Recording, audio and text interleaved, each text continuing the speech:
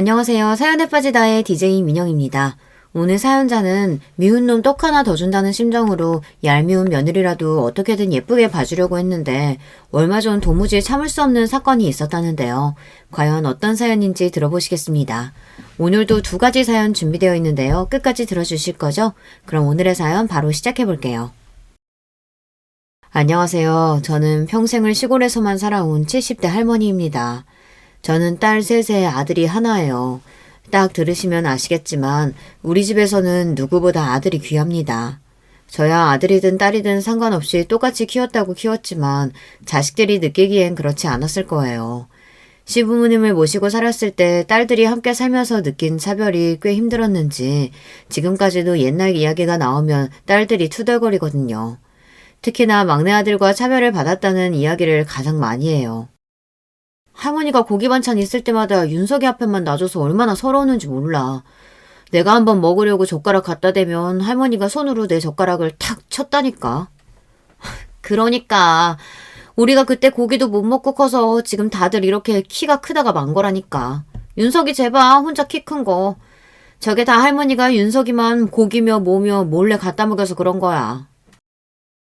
언니들은 그래도 나이 있으니까 학교도 가고 놀러도 나갔잖아. 나는 윤석이랑 매일 같이 붙어 있으니까 나도 애긴데 할머니가 자꾸 윤석이 돌보라고 해서 짜증났었다니까. 그 어린애한테 자꾸 동생 기저귀 갈라는 게 말이 되냐고. 딸들은 다 지난 일들이다 보니 서운해서 그냥 하는 소리겠지만 저는 들을 때마다 가슴이 아프고 미안했어요. 당시에 저도 시부모님 시집살이에 매일 아침이면 나가서 밭일하고 오후면 시아버지 공장에 나가 일할 때라 애들한테 온전히 신경을 쓸 수가 없었어요. 애들하고 조금이라도 붙어 있으려고 하면 걔집 애들 챙길 게 뭐가 있다고 빨리 나가서 일이나 하라고 하셨어요. 할 일이 태산인데 걔집 애들 볼 거 뭐 있다고 집구석에 누워있어. 밥은 내가 알아서 챙겨줄 테니까 너는 나가서 네 남편 일이나 도와라.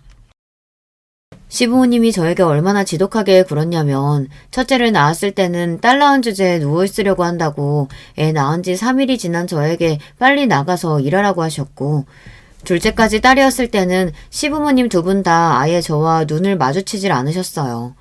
그래서 제가 알아서 애를 낳자마자 다음날 바로 밭에 나갔어요. 남편은 항상 그런 제가 안쓰러워 그럴 거 없다고 누워있으라고 했지만 한 집에 저를 눈엣 가시로 여기는 시어머니와 함께 있으려니 차라리 나가서 일하는 게 더 나았습니다. 시부모님은 남편이 장남이다 보니 당연히 제가 아들을 낳아야 하는 걸로 생각들을 하셨는데요.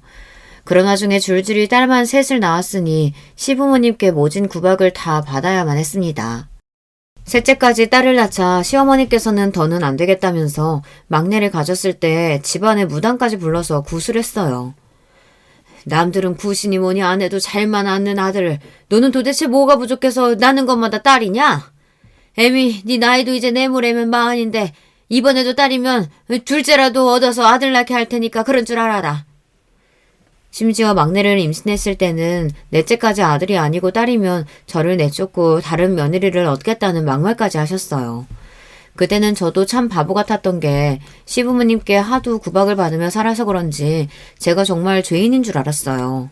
제가 자꾸만 딸을 낳는 게 제가 못나서 그런 줄 알았어요. 지금보다 더 옛날엔 여자가 아들 못 낳으면 그대로 시댁에서 쫓겨나는 건 일도 아니었어. 둘째 마누라 얻어서 아들 얻겠다는 게 당연한 거였다고. 시어머니의 말이 말도 안 되는 억지라는 거야 누구보다 잘 알지만 어쩐지 시어머니한테는 싫은 소리 한 번을 제대로 못하겠더라고요. 제가 한마디라도 하면 100마디를 하실 게 뻔하니까요. 안 그래도 임신해서 힘든 사람한테 그런 말도 안 되는 소리까지 하셔야 속이 편하세요? 아들이든 딸이든 저희가 알아서 잘 키울 테니까 어머님은 이제 그만 좀 하세요. 이 자식이 뭐라는 거야? 네 엄마가 틀린 말 한 것도 아닌데 이 자식이 어디 감히 어미 앞에서 자기 마누라 편을 들어. 에휴 내버려둬요. 아들 새끼라고 죽어라 키워놓으면 뭐래. 장가가면 자기 마누라밖에 모르는걸. 이게 다 우리 잘못이지 뭐. 며느리 하나 잘못 얻어가지고 제사상도 못 받아먹게 생겼네. 어머님도 참 저희가 어머님 아버지는 제사상 안 차릴까봐 그러세요? 자식이 넷이나 있는데 어련히 알아서 할까요? 딸만 줄줄이 낳아놓고 제사는 무슨 놈의 제사? 퍽이나 딸년들이 다 시집가서 할머니 할아버지 제사까지 지내주겠다. 아직 창창하신 분들이 벌써 제사 걱정을 뭐하려고 해요. 어머님, 아버님은 걱정하지 마세요. 앞으로 30년은 거뜬하실 테니까요. 뭐야, 이놈아? 네 아비 내년이면 칠순인데 30년은 무슨? 저희 때는 그랬어요. 딸은 낳아봐야 시집가면 그만이라고 생각해 죽어서 제사상이라도 얻어먹으려면 무조건 아들이 있어야 한다고 생각하셨죠. 어머님, 아버님께서 애들 엄마한테 소리 지르는 것만 봐도 앞으로 30년은 무조건 거뜬하시니까 걱정하지 마세요. 아이고, 자기 마누라 구박한다고 훈수 두는 것 좀 봐라. 내가 어디서 저런 팔불출을 나왔는지 몰라. 우리가 우리만 좋겠다고 아들 하는 줄 알아? 남자는 무조건 아들이 있어야 돼. 그래야 나중에 나이 들어서도 안 외로운 거야. 저는 아들이고 딸이고 상관없이 내 자식이면 다 예쁘고 귀해요. 그러니까 괜한 일로 임신한 사람 힘들게 하지 마시고 그쯤 하세요. 결혼한 직후부터 시부모님으로 인해 힘든 일이 한두 개가 아니었어요. 그나마 다행인 건 제 남편이 제대로 정신이 박힌 사람이었다는 겁니다. 남편이랑 저는 부모님이 아시는 분 소개로 만났어요. 그래서 어떤 남자인지 어떤 집안인지도 잘 모르는 상태로 얼굴도 몇 번 안 보고 바로 식부터 올렸습니다. 그런 상태로 서로 애들 엄마 아빠로 부르면서 애 낳고 살았어요. 그 시대에 선봐서 결혼한 부부치고 저와 남편은 부부 사이가 좋은 편입니다. 그런데 그런 저희 부부를 시부모님은 썩 막당치 않아 하셨어요. 툭하면 아들을 며느리한테 뺏긴 것 같다는 말을 많이 하셨거든요. 남편이 시부모님 앞에서 항상 제 편을 들어서기도 하지만 남편이 착한 게 처가에도 또 잘했어요. 결혼하자마자 제가 시댁에 들어와 살면서 고생한 걸 옆에서 봐서 그런지 항상 저나 친정에 미안해하며 본인이 더 처가를 챙겼습니다. 한 번은 그런 적도 있었어요. 제가 임신해서도 아이들 챙기랴 밭일도 오랴 하루 종일 정신없이 지내는 제가 안쓰러웠는지 남편이 결심했다는 듯 하루는 저를 불러 짐을 싸라고 하더라고요. 마음 같아서는 내가 애들 데리고 가고 싶은데 당신 혼자 우리 집에 있으면 더 힘들고 못 쉴 테니까 그냥 당신이 다녀와. 다른 건 걱정하지 말고. 남편은 저에게 딸 셋은 본인이 다 알아서 할 테니 막내 낳기 전까지만이라도 친정에 있다가 오라고 했습니다. 그래야 제가 좀 쉴 수 있을 것 같다고요. 저도 남편 말대로 바로 친정에 가고 싶었어요. 하지만 시부모님을 모시고 사는 며느리 입장에서 어디 그게 쉽나요? 제가 애들 두고 혼자 잠깐 병원만 갔다 와도 어쩌니 저쩌니 말이 많으신 분들인데 애들까지 두고 혼자 친정에서 쉬다가 온다고 하면 펄쩍펄쩍 뛸 게 뻔해요. 저도 웬만하면 버텨보려고 했는데 넷째는 또 다르게 힘들더군요. 임신 9개월이 넘어가면서 배가 너무 많이 나와서 도저히 서 있을 수도 없고 앉을 수도 없었어요. 그런 몸으로 애들을 보면서 일을 한다는 게 가능하지 않았습니다. 잠깐 애들 밥이라도 챙겨주고 나면 숨이 너무 벅차서 정작 제 밥은 목구멍으로 넘어가지를 않았어요. 그쯤 되니 저도 안 되겠다 싶었습니다. 하루 종일 누워만 있고 싶은데 시부모님 눈치가 보이니 편히 쉴 수도 없더라고요. 결국은 남편과 상의해서 일주일만이라도 친정에 다녀오겠다 했습니다. 역시나 제가 당분간 친정에 있다가 온다고 하니 시부모님은 펄쩍펄쩍 뛰었어요. 자식이 셋이나 있는 옆에 내가 애들 두고 어디 친정에 가냐고요. 얼씨구, 남들 다 아는 임신한 거 가지고 아주 유난을 떨어요. 어디 감히 출가 외인이 애들까지 버려두고 친정에 가겠다는 소리를 해? 남편 잘못 만나서 평생 시집살이 사고 사는데 막내 낳기 전까지만이라도 잠깐 부모님 댁에서 쉬다 오는 게 뭐 어때서 그래요. 애들 엄마 친정 가 있는 동안은 내가 집에서 애들 돌볼 테니까 어머니가 밭일 좀 하세요. 요즘 시대 남자들이야 그런 일이 흔한지는 몰라도 제가 애들 키우던 시대에는 남자가 처도 없이 혼자 애를 본다는 게 흔한 일은 아니었어요. 그것도 애 셋을 말이죠. 며느리가 만삭에 친정에 가겠다는 것도 시어머니에겐 놀랄 놀자였는데 애까지 두고 가서 아들이 애 셋을 본다는 게 더 기가 막힐 노릇이었죠.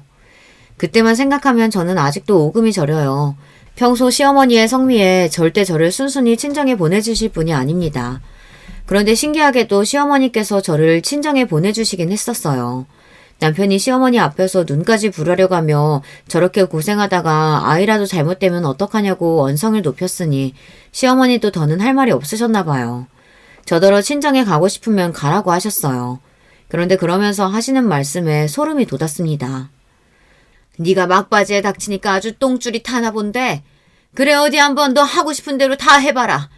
네 뱃속 막내까지 계집애면 난 약속대로 둘째 자리 알아볼 테니까 그런 줄 알고. 시어머니는 제가 친정에 가는 게 끝까지 마음에 안 들었는지 만삭인 며느리한테 친정에 가는 날까지 막말을 마구 퍼버댔어요. 저는 서러움에 금방이라도 눈물이 쏟아질 것 같았지만 남편과 제 딸들을 생각하면서 꾹꾹 참았습니다. 그래도 친정에 도착하고 나니 속없이 마음이 놓이기는 하더군요. 친정 부모님들은 저희 시부모님 같은 분들은 없다고 칭찬하기 바쁘셨어요. 세상에 이런 시댁이 어디 있다니? 우리 딸은 복도 참 많다. 명절에도 항상 미리 보내주시는 것도 감사한데 임신했다고 쉬고 오라고 친정까지 보내주시니 감사해서 일 일을 다 어떻게 갚는다니? 제가 시댁에서 시부모님께 어떤 취급을 받으며 사는지는 친정 부모님은 당연히 모르셨어요. 남편이 워낙 알아서 잘하다 보니 친정 부모님은 제가 시집가서 마음 편하게 사는 줄 아셨거든요. 그럴 만도 한 게 남편이 중간에서 참 노력을 많이 했어요. 명절이면 시부모님께 욕을 먹으면서도 항상 처가에 먼저 가자고 했습니다. 그게 참 대단한 일이었던 게 그때만 해도 명절이면 시댁부터 들리는 게 당연한 일이었어요. 심지어 시댁에 갔다가 손님들이 많이 와서 일거리가 많아지면 여자들은 친정에 못 가는 일이 비일비재할 때였거든요. 남편은 제가 시댁에서 살면서 시집살이를 한다는 걸 항상 미안해하며 명절만이라도 마음 편하게 친정에서 쉬다 오자며 항상 시부모님과 싸우면서도 명절날이면 친정에 가기 바빴어요. 평소에 맏며느리라고 이 사람이 밭일에 공장일에 다 하느라 고생하는데 명절이라도 좀 쉬게 해줘요. 어머님 아버님한테는 우리 말고도 아들이랑 며느리가 둘씩이나 더 있잖아요. 아이고 집안 꼴 잘 돌아간다. 어느 집안에서 명절날 장남이랑 맏며느리 없이 제사를 지낸다고 하든? 조상님이 상 차린 게 장남인지 맏며느리인지 알 게 뭐예요. 누구든 차리기만 하면 그만이지. 그만큼 저희 남편은 좋은 사람이었습니다. 남편이 아니었다면 전 아마 버티지 못했을 거예요.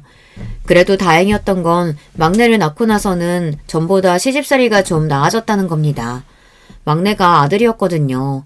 막내가 태어나고 나서는 시부모님이 얼마나 좋아하시는지 위로 딸 셋 낳았을 때는 한 번도 애들을 안아주신 적이 없으셨던 분들이 막내를 낳자마자 물고 빨고 하시면서 심지어 당신들 방에 데리고 들어가 재우셨다니까요. 정말 신기할 따름이었어요. 처음엔 그런 모습이 언짢고 서운하기도 했어요. 저렇게 예뻐해 줄 수 있는 거 우리 딸들도 반만이라도 예뻐해 주셨으면 얼마나 좋았을까 싶어서요. 그래도 시간이 흐를 만큼 흐르고 나니 저도 늙어서 그런 시부모님마저 이해가 되긴 하더군요. 자식 넷 중 하나도 안 예뻐해 주시는 것보다 막내라도 예뻐해 주시고 챙겨주시니 고맙더라고요. 그렇게 힘들게 낳은 아들이다 보니 막내는 집안에서 왕처럼 자랐어요.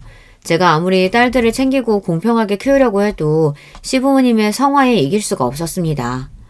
막내 아들은 학교에 들어갈 때까지 시아버지 품에서 먹고 자고 했어요. 항상 우리 장소은이라고 불리면서 시부모님과 같은 상을 받고 같은 소미불을 덮으며 잤습니다. 집에 귀한 음식이나 간식이라도 하나 생기면 그건 무조건 막내 몫이었어요. 그러다 보니 딸들이 불만이 많았습니다. 한 번은 그런 적이 있었어요. 가을이었는데 시아버지가 장에서 주먹 2개만한 대봉을 딱 4개만 사오셨습니다. 대봉이 나온 지 얼마 되지 않아 무지하게 비쌀 때였거든요. 그걸 저녁을 다 먹자마자 그 자리에서 꺼내서 시부모님과 남편 그리고 막내 아들에게만 주셨어요. 할아버지, 나도 대봉 좋아해요. 왜 할아버지는 맨날 맛있는 건 윤석이만 주고 우리는 안 줘요? 맞아. 할아버지 이거 완전 차별이에요. 야, 이윤석, 너 그거 대봉 가지고 와. 혼자 먹지 말고 우리 다 같이 나눠 먹게. 싫어. 할아버지가 나만 먹으라고 준 건데 왜 나눠 먹냐? 이거 나 어제 다 먹을 거야. 뭐야? 이 어린 놈의 새끼가. 내놔, 안 내놔? 같이 먹어. 순식간에 싸움이 난 아이들은 대봉을 뺏겠다고 셋이 거실 바닥을 뒹굴었어요. 저는 시부모님이 보시는 자리에서 애들이 버릇없이 군이 얼른 나서서 애들을 말렸습니다. 저렇게 싸워봐야 어차피 시부모님은 막내 편을 들 거라서 괜히 딸들만 혼날 게 뻔하니까요. 어허, 이 녀석들이 할아버지 할머니 앞에서 못하는 게 없어. 안 되겠다. 그 대봉 내놔. 저는 안 되겠다 싶어서 이미 찌그러진 대봉을 뺏었어요. 저는 대봉이고 뭐고 누구에게도 안 줄 생각이었습니다. 그런데 그때였어요. 아들 녀석이 자리에서 벌떡 일어나더니 버릇없이 제 손에 있던 대봉을 휙 뺏어갔어요. 그러더니 한다는 짓이 글쎄 대봉을 바닥에 던져버리더군요. 우리 집에서 비싼 대봉은 당연히 내 건데 누나들이 뭔데 욕심내? 누나들은 대충 아무거나 먹어도 되지만 난 장손이라 귀한 것만 먹어야 되는 거 몰라? 순간 저나 딸들이나 다들 너무 놀라서 말문이 턱하고 막혀버리고 말았습니다. 그때 막내 아들 나이가 고작 7, 8살이었어요. 그 전까지만 해도 아무리 시부모님이 오냐오냐 했어도 누나들한테 저렇게 소리를 버럭 지르고 버릇없이 굴지는 않았습니다. 그런데 시부모님이 항상 막내만 챙기고 딸들을 챙기지 않는다는 걸 어린 놈도 알아버렸는지 이 집에서 좋은 건 다 당연히 자기 건 줄 알더라고요. 뭐야? 비싼 거면 당연히 네 거야. 그리고 저거 아깝게 던지면 어떡하냐? 그렇게 아까우면 주워서 먹던지. 하긴 누나는 원래도 내가 먹다 남은 거 먹잖아. 그 순간 저는 이대로 안 되겠다 싶더군요. 시부모님이 아무리 아들이라고 오냐오냐 하셔도 제가 가만히 있으면 안 되겠다 싶었습니다. 저러다간 애 다 망치겠더라고요.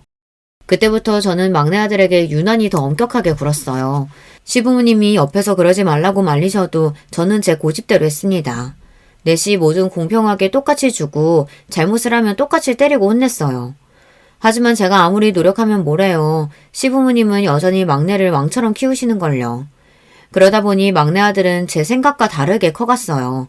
겉으로 보기에는 친구도 많고 공부도 제법 하는 것처럼 보였지만 학창시절 내내 크고 작은 사고들을 좀 쳤습니다. 한 번은 중학교 땐가 동네 파출소에서 연락이 온 적이 있었어요. 막내 아들이 후배들 돈을 뺐다가 길에서 걸렸다고 연락이 온 거였어요. 당시에 막내 아들은 전교 1, 2등을 할 정도로 성적이 좋았고 반장도 몇 번이나 할 정도로 학교에서 인기가 많았던 녀석인데 그런 연락을 받았으니 저도 너무 놀랐습니다. 저는 화가 나서 그 길로 파출소로 쫓아가 피해 학생에게 사과를 하고 아들놈을 집에 데리고 들어와 먼지가 나게 패줬습니다. 그전에는 한 번도 막내 아들에게 손을 댄 적이 없었는데 그날은 저도 너무 화가 나서 참을 수가 없었어요. 아무리 철이 없어도 남한테 피해 주는 건 절대 안 되는 거니까요. 그때도 시부모님은 난리가 났습니다. 제가 귀하디 귀한 장손에게 손을 대니 뭐 하는 짓이냐고 막내 아들을 감싸시더라고요. 남자가 살다 보면 파출소도 왔다 갔다 할 수 있는 거지. 괜히 애 기죽게 어디 감히 아들 얼굴에 손을 대? 그 전까지는 저도 웬만하면 시부모님과 분란은 안 만들려고 내내 하며 살았지만 더는 아니었습니다. 어머님, 아버님이 제가 애 혼낼 때마다 끼어들어서 애가 이 모양이 된 거잖아요. 귀하디 귀한 손자 이렇게 막무가내로 자라서 깡패 되면 좋으시겠어요? 그거 아니면 제 자식 일에 끼어들지 마세요. 시부모님도 연세가 드셔서 내일 모레 할 때였어요. 제 손으로 식사 안 챙겨드리면 밥도 못 챙겨 드실 때입니다. 그러다 보니 제 손에 귀한 손주가 어떻게 되기라도 할까봐 아주 전전긍긍 하시면서도 예전처럼 저에게 소리를 지르지 못하시더군요. 저는 아들이 한 짓이 괘씸해서 멈출 수가 없었습니다. 이러다간 정말 아들 하나 있는 거 망가질 수도 있겠구나라는 생각이 들더라고요. 그때부터는 시부모님 뭐라고 하시든 제 자식들만 생각하며 살았습니다. 저도 나이 먹을 만큼 먹었고 시집살이라면 할 만큼 충분히 했어요. 시부모님도 다 늙어서 수저도 간신히 드시는데 제가 누구 눈치를 보겠어요. 시부모님이 아무리 감싸고 놀아도 저는 아들을 엄하게 대했습니다. 딸들이랑 똑같이 용돈 주고 일절 특별 대우 없이 키우려고 노력했어요. 제가 아무리 엄하게 굴어도 시부모님은 막내라면 어쩔 줄 몰라 하셨지만 그럴 때일수록 저와 남편은 딸들을 더 챙겼어요. 그렇다고 시부모님께 받는 서름을 딸들이 다 이해하는 건 아니었지만 그래도 제가 할 수 있는 한 챙기려고 했죠. 매일 입만 열었다 하면 독립하고 싶다고 투덜거리고 할머니 할아버지랑 살기 싫다고 하더니만 딸들은 셋 다 일찍 시집을 갔어요. 대학 졸업하고 직장 다닌 지 얼마 되지 않아 달들 기다렸다는 듯 남자를 만나 후다닥 가버렸습니다. 시집 가서도 딸들은 다들 잘 살아요. 딸들 말로는 뭐래도 할머니 할아버지랑 살 때보다는 덜 힘들다면서 결혼 생활이 훨씬 낫다고 하더라고요. 우리 남편 막내라 시아버지 연세 많은 거 알지? 그런데도 아들이니 딸이니 상관없으시니 딱 하나만 낳아서 잘 키우래. 나 그 소리 듣고 진심 놀랐잖아. 할아버지는 다들 우리 할아버지처럼 아들만 박히는 줄 알았는데 안 그런 사람도 있더라니까. 내 말이 나도 우리 시누이 보고 깜짝 놀랐잖아. 우리 시댁은 뭐든지 다 여자 중심이라 시누이가 어렸을 때부터 막내라고 공주처럼 커서 지금까지도 시댁 식구들이 시누이라면 아주 벌벌 떨어. 우리 남편은 장남인데도 자기 동생이라면 해달라는 대로 다 해준다니까. 나도 그런 집 딸로 태어났어야 됐는데. 남들은 시댁 가면 불편하고 힘들다는데 나는 평생을 할머니 할아버지 눈치 보면서 동생 챙기느라 고생해서 그런지 시집살이는 일도 아니야. 시부모님은 나더러 남편 다칠까봐 하녀처럼 따라다니느라고 하진 않잖아. 맞아. 그때 너도 어린애였는데 할머니가 맨날 너더러 막내 챙기라 그랬지? 막내가 좀 급상 맞았냐? 밭으로 공장으로 맨날 뛰어다니는 애를 어린애한테 어떻게 보라고 그러는 거야? 극성 맞은 정도가 아니었지. 말도 안 듣고 맨날 아무 데서나 기저귀 벗고 뒹굴고 그냥 내버려뒀더니만 할머니가 그 꼴을 보고 나한테 소리 질렀잖아.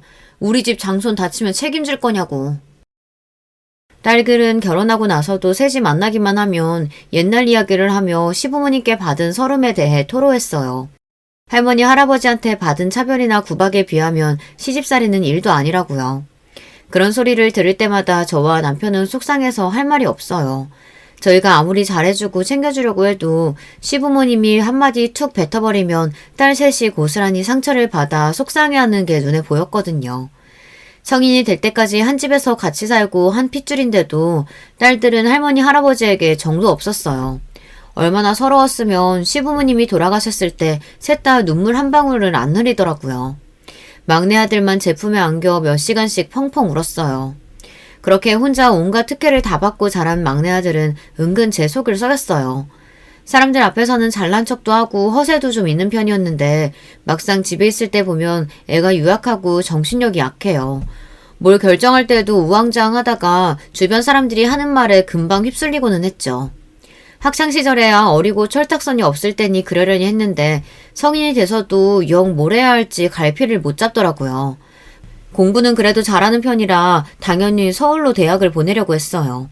그런데 집을 떠나서 혼자 살기 무섭다면서 말도 안 되는 핑계를 대더니만 서울에 있는 대학은 안 가겠다고 우기더라고요. 저는 사내 새끼가 다 커서 왜 저러나 했는데 시부모님은 그런 막내 아들을 안쓰러워하시면서 하고 싶은 대로 하라고 했어요. 집에 땅도 있고 공장도 있는데 못하러 힘들게 취직하겠다고 서울까지 올라가서 공부를 해. 이 동네에도 좋은 학교 많은데.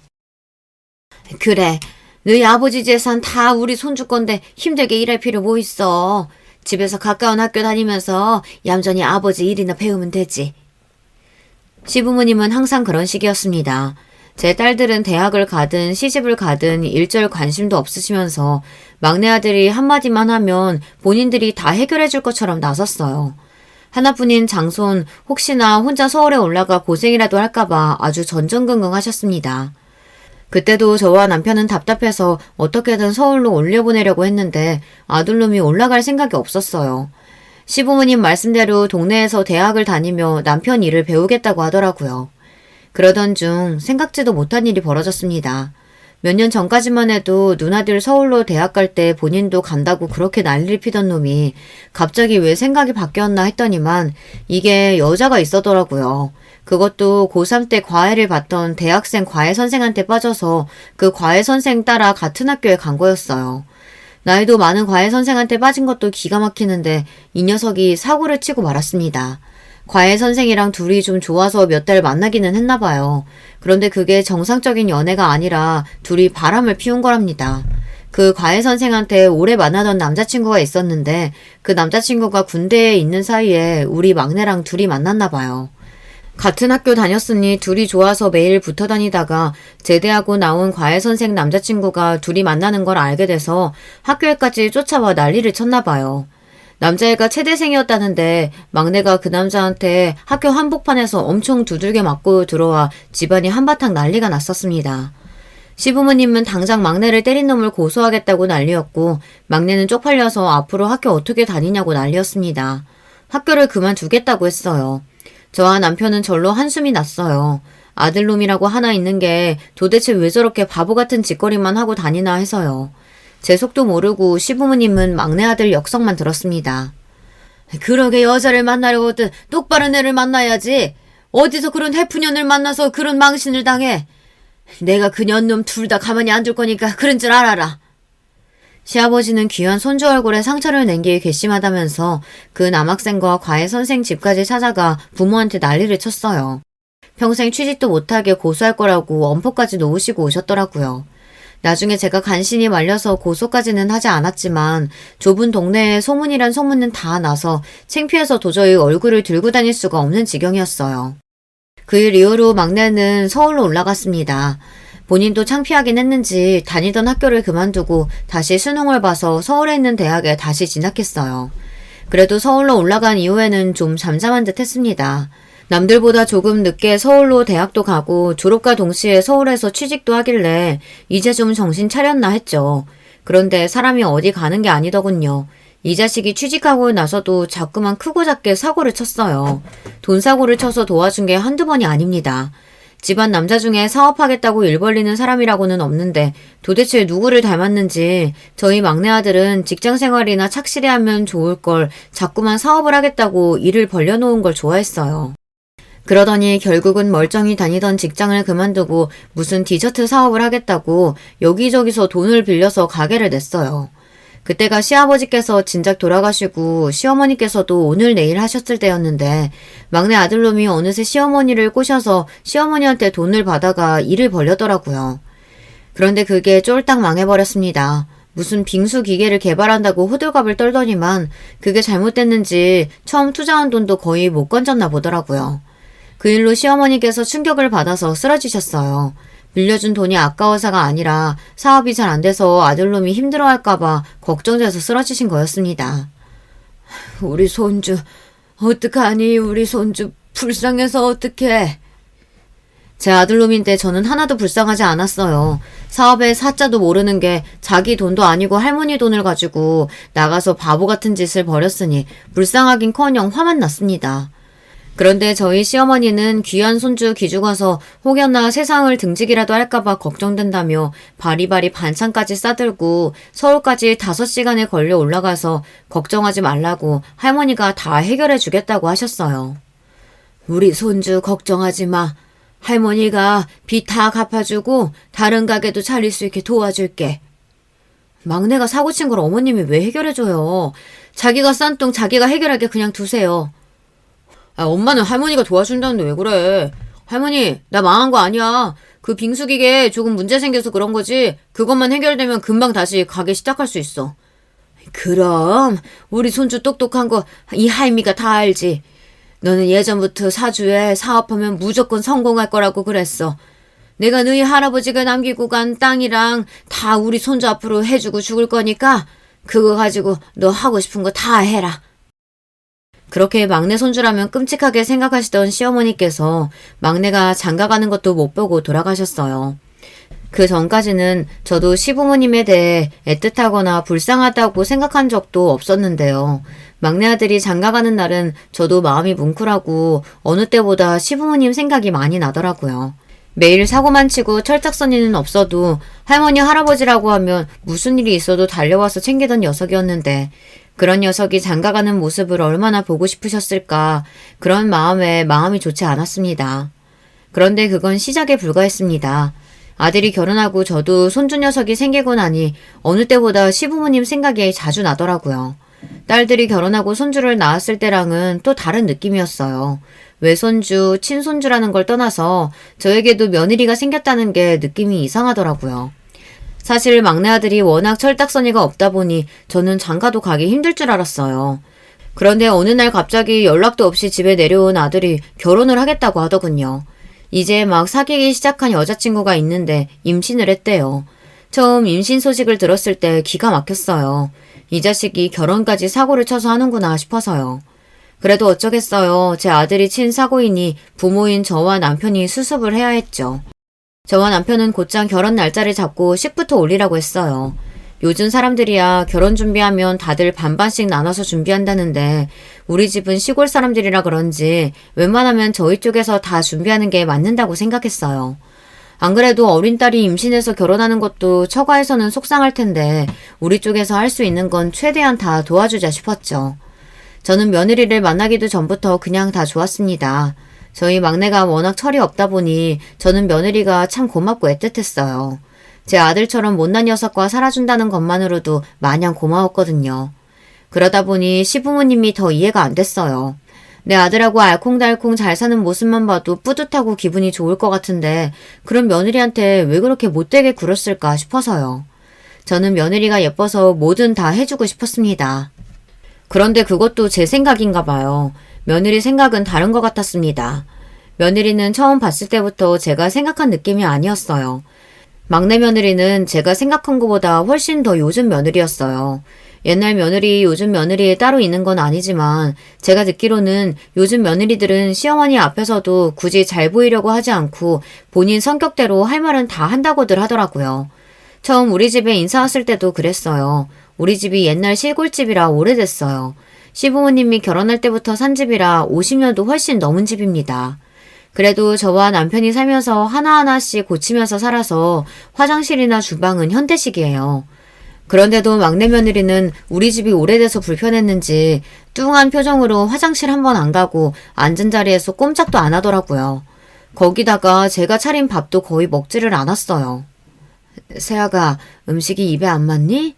그래도 요즘 사람들 좋아하는 거로 한다고 신경 써서 했는데 거의 먹지를 못하네. 우리 수정이가 입이 짧아서 원래 많이 못 먹어요. 거기다가 요즘 입덧하는지 톡 먹지를 못하더라고요. 수정아, 내가 과일 가져다 줄까? 수정이 과일 좋아하지? 어머, 그래. 내가 그 생각을 못했구나. 입덧할 때는 아무것도 먹기 싫은 법인데. 기다려봐. 엄마가 과일이랑 간식거리 좀 내올게. 그때까지도 저는 며느리가 임신해서 몸이 힘들어서 그러는 줄 알았어요. 그런데 그게 아니더군요.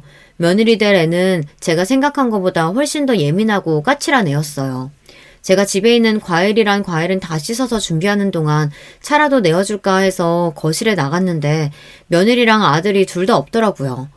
남편에게 애들 어디 갔느냐고 물었더니 며느리가 속이 안 좋다고 잠깐 나가서 아들이 따라 나갔답니다. 아이고, 몸도 성취하는 애를 괜히 보겠다고 우리가 여기까지 내려오게 했나 봐. 그냥 우리가 서울로 올라갈 거 그랬어. 그러게, 애가 입덧하느라 많이 힘든 것 같으니 일찍 올라가라고 해야겠다. 저는 남편이나 우리 욕심에 괜히 몸도 성치 않은 애를 멀리까지 오게 했나 미안해서 제가 아이들을 찾아 나갔습니다. 지금이라도 그냥 빨리 올라가서 쉬라고요. 그런데 듣지 말았어야 할 말을 제가 듣고야 말았습니다. 자기, 고향에 땅도 있고 공장도 있고 부자라고 하지 않았어? 근데 집이 저게 뭐야? 나 아까 손 씻으러 화장실 갔다가 깜짝 놀랐잖아. 어떻게 집안에 그렇게 큰 벌레가 있을 수가 있어? 나 더러워서 이 집에선 아무것도 못 먹겠어. 우리 그냥 지금이라도 빨리 올라가면 안 돼? 며느리가 입덧도 입덧이었지만 우리 집이 오래되고 낡은 시골집이라고 실망했나 봐요. 안 봐도 뻔합니다. 우리 막내 아들이 워낙 입만 열면 허풍도 세고 잘난 척도 많이 하는 애라 부풀려서 말했을 수도 있어요. 그래도 그렇지 결혼하겠다고 인사까지 하러 온 애가 집에서 벌레 좀 봤다고 더럽다고 아무것도 못 맡겠다뇨. 저도 그런 며느리를 보며 미간이 구겨지고 말았습니다. 하지만 어쩌겠어요. 제 아들의 새끼를 임신한 제 며느리인데 제가 참고 예쁘게 봐야죠. 저도 애써 목소리를 가다듬고 나가서 모르는 척 웃었어요. 아이고, 몸이 많이 안 좋은가 보네. 우리가 괜히 보고 싶다고 이 먼 데까지 불러서 우리 새하기 힘들게 했어. 오늘은 얼굴 봤으니 됐으니까 더 늦기 전에 올라가라. 다음번에는 우리가 서울로 올라갈게. 그때 또 보면 되지. 막내 아들은 기다렸다는 듯 그럼 올라가 보겠다고 했어요. 아무래도 아들놈도 중간에서 민망했겠죠. 아무리 눈치도 없고 철없는 녀석이라도 오랜만에 이 멀리까지 결혼하겠다고 인사하러 와서는 밥도 대충 먹고 올라가기 저나 남편에게 민망했을 테니까요. 그 순간 저는 아들과 며느리에 대한 기대를 내려놓기로 했어요. 우리 시대 때나 바보같이 시부모님 눈치 보면서 살았지. 요즘 애들이 누가 그러고 살고 싶어 하겠어요. 우리 딸들만 봐도 평소에 시댁에 잘하고 잘 챙기는 것 같아도 시부모님이 한마디라도 듣기 싫은 소리라면 쪼르르 저한테 전화해서 시댁 욕을 한 바가지 하고 끊거든요. 그러면서 마지막에 전화를 끊을 때마다 저에게 꼭 하는 소리가 엄마는 나중에 며느리한테 그러지 말라고 했어요. 세상에 시어머니 좋아하는 며느리 아무도 없으니 제발 귀찮게 하지 말라고요. 그냥 없는 듯 조용히 살아주는 게 며느리랑 잘 지내는 거라고 했습니다. 그때는 딸들 말도 잘 이해가 되지 않았어요. 아무리 귀찮고 싫어도 가족인데 평생 없는 듯이 조용히 산다는 게 말이 안 되잖아요. 자고로 부모라는 건 자식이 아무리 나이를 들어 다 커도 평생 자식 걱정하는 게 일인 사람들인데 그게 가능할까 싶었죠. 그런데 딸들 말이 맞았습니다. 시어머니는 그냥 아무 이유도 없이 싫은 존재인가 봐요. 제가 뭘 아무것도 하지 않아도 며느리는 그냥 저를 싫어한다는 게 느껴졌어요. 며느리는 결혼하고 1년 동안 한 번도 집에 내려온 적이 없어요. 그걸 가지고 서운하게 생각한 적은 진심으로 한 번도 없습니다. 결혼했을 당시 이미 임신 상태였고 결혼하고 반년 만에 손주가 태어났으니 아이가 어려서 먼 시골까지 올 수가 없었어요. 그러다 보니 명절에도 아들만 혼자 내려왔어요. 아들도 빨리 서울에 올라가 아이를 봐야 한다고 잠깐 얼굴만 비추고 올라간 게 다였죠. 그러다 보니 저는 손주가 너무 보고 싶었어요. 가끔 아들이 사진을 보내줘서 보기는 하지만 실물로 너무 보고 싶었습니다. 자는 모습, 우는 모습 다 궁금했어요. 아들은 매일 출근해서 전화해도 손자 얼굴을 볼 수가 없으니 저는 자연스레 며느리에게 전화를 걸 수밖에 없었습니다.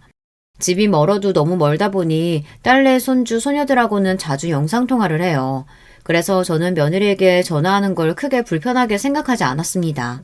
전화를 걸어봐야 일주일에 한 번 점심 먹고 잠깐 5분 정도 손자 얼굴만 보다가 끊는 게 다였어요. 그런데 제가 자꾸만 며느리에게 전화하는 게 며느리는 싫었나 봐요. 어느 날 아들에게 전화가 와서 저에게 짜증 섞인 목소리로 자주 전화하지 말라고 하더라고요. 엄마가 옛날 사람이라 잘 모르나 본데 요즘 며느리들은 시어머니가 전화하는 거 싫어해. 매일 혼자 애 보는 것도 힘들어 죽으려고 하는데 시어머니가 자꾸 전화해서 귀찮게 하면 좋아하겠어?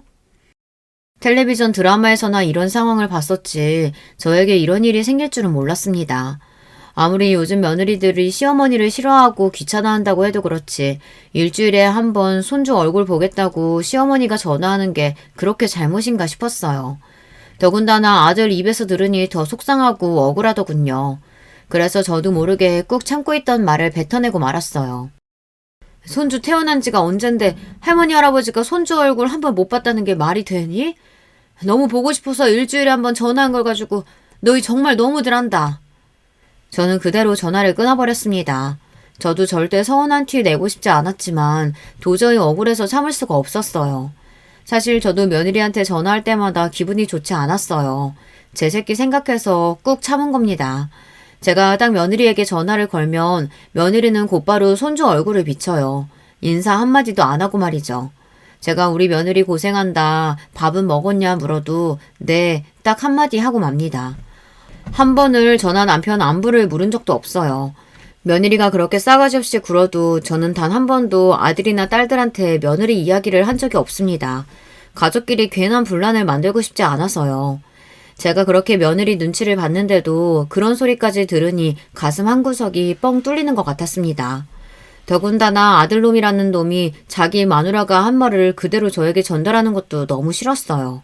그 이후 저는 아예 아들 며느리에게 마음을 내려놓았습니다.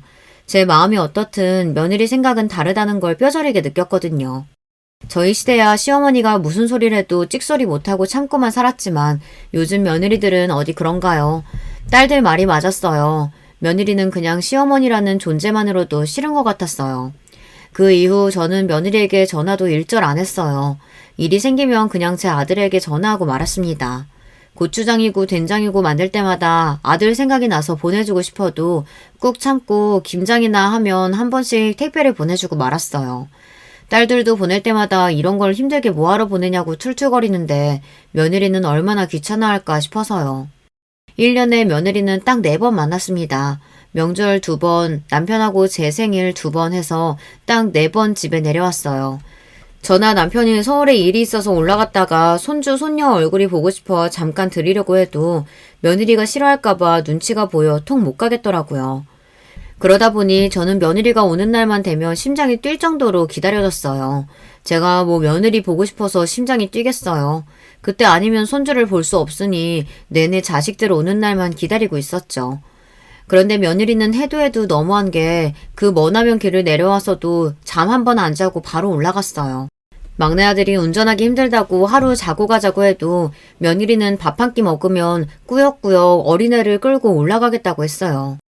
저는 손주랑 헤어지기가 싫어서 내가 애를 봐줄 테니 너희들끼리 올라가라고 했어요. 그러자 며느리가 표정이 확 바뀌면서 웬일로 좋아하더라고요. 정말요? 안 그래도 요즘 회사일 바빠서 매일 늦게 끝나서 걱정이었는데 어머님이 봐주시면 너무 좋죠. 아예 한 달 정도 맡겨도 될까요? 아이고, 한 달이 뭐야. 내 새끼 몇 달은 못 봐주겠어? 난 괜찮으니까 바쁜 일 다 끝날 때까지 내가 봐줄게. 이럴 줄 알았으면 진작 애를 봐주겠다고 할 걸 그랬어요. 저야 평생 애 키우고 시부모님 모시며 산 사람인데 어린애 하나 보는 것쯤이야 어려울 것도 아니었죠. 그때부터 둘째 손녀가 태어나기 전까지 제가 1년의 절반가량을 큰손주를 데리고 있었어요. 그 전까지는 우리 집에 내려오면 항상 똥 씹은 표정을 하고 있던 며느리가 제가 좋아하는 과일도 사들고 오고 안부도 묻고 하더라고요. 며느리 하는 짓이 좀 얄미워도 저는 그러려니 했어요. 며느리도 애 키우면서 사회생활하기 힘들어서 그런 거겠지 싶어서요. 그러다 며느리가 둘째 손녀를 낳고 나서 저와 또 사이가 벌어지기 시작했어요. 그때 남편이 몸이 좀 안 좋아서 제가 애들을 봐줄 수가 없는 상황이었거든요. 남편이 담낭에 혹이 생겨서 수술을 했는데 경과가 좋지 않아서 몇 달을 병원 신세를 졌어요. 며느리랑 아들은 간병인을 쓰면 안 되냐고 했지만 남편이 병원에 있는 동안 너무 힘들어해서 제가 옆에 있어야 했습니다. 그러다 보니 아들네 손주랑 손녀를 봐줄 수가 없었어요. 당시 며느리가 둘째 낳은 지 얼마 안 돼요. 육아휴직 중이었는데요. 둘째 보는 게 너무 힘들었는지 큰 손주라도 저에게 보내려고 했나 보더라고요. 하지만 저도 상황이 상황인지라 봐줄 수가 없었습니다. 그 일로 며느리가 서운했는지 꼭 전처럼 싹 달라졌어요. 손주 유치원 방학이 다가오길래 방학 때만 며칠만이라도 봐주겠다고 제가 연락을 했더니 말을 쌀쌀맞게 하더라고요. 어머님이 자꾸 아버님 병원 이야기 하시길래 이번엔 어쩔 수 없이 그냥 친정에 맡기기로 했어요. 신경 쓰지 마세요. 제가 노느라 안 봐주겠다는 것도 아니고 남편이 아파서 병간호하느라 그러는 건데 며느리는 자기 시아버지 괜찮으신지 묻지도 않고 툴툴거리기만 하더라고요. 며느리가 제멋대로 구는 게 하루 이틀도 아니니 그러려니 했어요. 그러던 어느 날이었어요. 주말에 서울에 결혼식이 있어서 올라왔다가 큰맘 먹고 아들네 집에 잠깐 들렀습니다. 아무래도 손주를 봐주지 못한 게 마음에 걸리기도 했고 둘째 손녀도 많이 컸을 텐데 보고 싶어서요. 아니나 다를까 제가 서울역이라고 전화를 했더니만 며느리 목소리가 확 바뀌었습니다. 오실 거면 미리 연락을 주시지. 애들 아빠도 오늘 집에 없는데. 줄 것도 있고 할 이야기도 있어서 잠깐 들렸어. 아버지 주무시기 전에 병원에 가봐야 해서 나도 잠깐 얼굴만 보고 갈 거야. 집에서 서울까지 5시간입니다. 새벽에 출발해 결혼식에 참석하느라 남편 병원에 하루 간병인을 붙여놓고 왔어요. 간병인이 9시까지밖에 못 있어준다고 해서 저도 금방 다시 내려가야 합니다. 그런 와중에 애들 얼굴 좀 보려고 한 건데 며느리가 사람 참 민망하게 하더군요. 그래도 오랜만에 손주 손녀를 보니 기분이 좋아 며느리에 대한 미움은 금방 잊어버렸어요. 그런데 그때였어요. 손녀가 이유식을 먹다가 옷에 다 흘려서 며느리가 씻기러 화장실로 들어갔는데 그때 제 무릎에 앉아있던 6살짜리 손주가 믿기지 않는 이야기를 했어요. 할머니, 내가 저번에 엄마랑 이모 통화하는 거 들었는데 엄마가 할머니 빨리 되셨으면 좋겠대. 근데 빨리 뒤진다는 게 무슨 뜻이야? 할머니 빨리 뒤지면 좋은 거야? 순간 저는 제 두 귀를 의심했습니다. 손주 말이 사실이 아니기를 바랬어요. 하지만 그 말은 분명히 사실이었습니다. 어린 손주가 거짓말을 할 리 없으니까요. 저는 손자의 말에 손이 부들부들 떨리고 눈앞이 까마득해졌습니다. 그리고 도저히 참을 수가 없었어요. 지금까지 제가 며느리의 모든 막말이나 건방진 행동을 참아준 건 며느리 입장에는 시어머니가 하는 행동은 뭐든지 귀찮고 싫을 수 있다고 이해했기 때문입니다. 하지만 아무리 시어머니가 싫어도 그렇지 애 듣는 데서 할 말 못할 말 구분은 할 줄 알아야 하는 건데 이번 일은 도저히 참아줄 수 없었어요. 저는 며느리가 둘째를 씻기고 나오자마자 기다렸다는 듯 며느리를 쏘아보았습니다. 너 아버지 아파서 병원 누워있어서 속으로 좋았겠다? 빨리 뒤질 수 있을지 모르니까. 어머, 어머님 지금 무슨 소리 하시는 거예요? 제가 언제 그런 생각을 했다고. 며느리는 제 말에 놀란 척 연기를 하며 오히려 저를 이상한 사람 취급했어요. 저는 그 모습이 너무 가스로워서 소리를 버럭 질렀습니다. 너희 시아버지 건강 안 좋아서 이번에 공장 팔기로 했어. 그래서 공장 주변 부지 막내 앞으로 해줄까 했는데 안 되겠다. 시부모 하루라도 빨리 뒤지기를 바라는 며느리한테 내가 재산 나눠줄 필요 없지. 너한테 한 푼도 줄 생각 없으니까 그런 줄 알아. 손주 손녀가 보고 싶어서 온 것도 있었지만 사실 이 이야기를 하려고 온 거였어요. 남편이 병원에 입원하기 시작하며 공장 운영이 어려워지자 남편이 이럴 거면 그냥 돈 될 때 팔아버리는 게 낫겠다고 했어요. 공장 팔아서 자식 넷한테 공평하게 나눠주고 주변에 남은 땅은 시부모님 유언대로 막내 아들에게 물려주려고 했는데 며느리가 하는 짓을 보니 도저히 그냥 줄 수가 없겠더군요. 어머니, 아니에요. 제가 설마 애 앞에서 그런 소리를 했겠어요? 아니에요. 애가 뭘 잘못 말한 거예요. 저 절대 그런 소리 안 했어요. 며느리는 제가 손주에게 똑똑히 들었다고 하는데도 절대 아니라고 딱 잘라 말했습니다. 저는 며느리가 변명하는 건 더는 듣고 싶지 않아 그 자리에서 눈도 마주치지 않고 아들네 집을 나와버렸습니다. 며느리는 엘리베이터까지 따라 나와서 아니라고 연신 변명했지만 저는 들은 척도 안 했어요. 그리고 그대로 집으로 내려올 때까지 며느리와 아들의 전화를 일절 받지 않았습니다. 그 일이 있은 지 3주가 흘렀어요. 그 일 이후 아들과 며느리에게 거의 매일 전화가 옵니다. 지금까지 결혼해서 산 세월 동안 저에게 전화한 것보다 훨씬 더 많이 했더라고요. 얼마나 똥줄이 타면 그러겠어요. 아들은 손주 녀석이 한 말이 사실이 아니라고 애가 장난친 거라고 하는데 저는 믿을 수가 없습니다. 이제 6살 먹은 어린애가 그런 소리를 어디서 듣고 하는 거겠어요. 분명 자기 엄마한테 들은 게 맞죠. 아들은 지금도 공장 땅 명의를 바꿔달라고 난리예요. 시부모님이 돌아가실 때 막내에게 주라고 했으니 자기 거라고요. 그런데 저는 괘씸해도 너무 괘씸해서 재산이고 뭐고 아무것도 주고 싶지 않아요. 이런 상황에 자기 마누라 편만 드는 아들 새끼도 미워 죽겠습니다. 저는 어떻게 하면 좋을까요? 안 그래도 남편은 병원에서 힘들어하고 있고 아직 말도 못 꺼냈어요. 아들 며느리 집에서 제가 그런 소리 들었다고 하면 남편도 너무 힘들어할 것 같아서요. 여러분들이라면 어떻게 하시겠어요? 시부모를 개무시하는 것도 모자라서 빨리 뒤졌으면 한다는 소리까지 들은 와중에 점처럼 부모 자식 사이로 지낼 수 있을까요? 저는 아직도 모르겠습니다. 아무리 좋게 생각하려고 해도 용서가 되지를 않아요. 여러분의 의견 댓글로 남겨주시면 제가 하나하나 읽어보고 참고하도록 하겠습니다. 끝까지 제 이야기 들어주셔서 감사해요. 여러분의 가정에는 행복하고 즐거운 일만 있으시길 바라겠습니다. 여러분, 두 번째 사연 시작하기 전에 좋아요, 구독 꼭 눌러주실 거죠? 그럼 두 번째 사연 바로 시작합니다. 안녕하세요. 저는 의사로 재직 중인 50대 남자입니다. 날씨가 더워지고 이제 여름이 다가왔네요. 저는 딸이 2명인데 딸들이 유독 바다를 좋아합니다. 그래서 바다로 이번 여름에 휴가를 길게 가기로 약속했어요. 여러분도 휴가 계획 있으세요? 모쪼록 즐거운 가족여행 되시길 바랍니다. 오늘 제가 제보할 사연은 가족과 복수에 관한 사연이에요. 사실 저는 가족이라고 부르고 싶지 않은 사람도 있습니다. 어디서부터 설명해야 할까요? 일단 제 소개를 짧게 하겠습니다. 저는 지방에서 태어나서 자랐어요. 매우 가난한 집이었고 위로는 형이 한 명 있습니다. 어렸을 땐 너무 가난해서 집에 수도와 전기가 끊기기도 했어요. 심지어 부모님은 제가 중학생 때 이혼하셨습니다. 어머니가 우리를 혼자 키우셨는데 고생이 참 많으셨어요. 시장 바닥에서 나무를 팔며 저와 형을 키우셨죠. 제가 형보다 공부를 잘했는데 그래서 형은 저보고 공부하라고 고등학교도 그만두고 아르바이트하며 저를 도와줬어요. 시장에서 죽기 살기로 어머니와 어린 나이에 저를 위해 돈을 버는 형을 보고 저는 죽기 살기로 공부했습니다. 공부가 아니면 우리 가족이 살 수 있는 방법이 없었어요. 고등학생 땐 그래서 4시간만 자고 공부했습니다. 코피는 일상이었죠. 아이고, 재훈아. 결국 의대에 합격했구나. 형은 네가 당연히 잘 될 줄 알았어. 고생했다. 형은 이제 죽어도 여한이 없어. 우리 둘째 아들이 키웠고 해냈구나. 해준 것도 없는데 너무 고마워. 형하고 어머니가 없었으면 저는 합격 못했어요. 없는 형편에 저 돕느라 고생 많으셨어요. 우리 이제 제발 행복하게 살아요. 밥도 굶어가며 공부한 끝에 결국 저는 서울에 있는 의대에 진학할 수 있었습니다.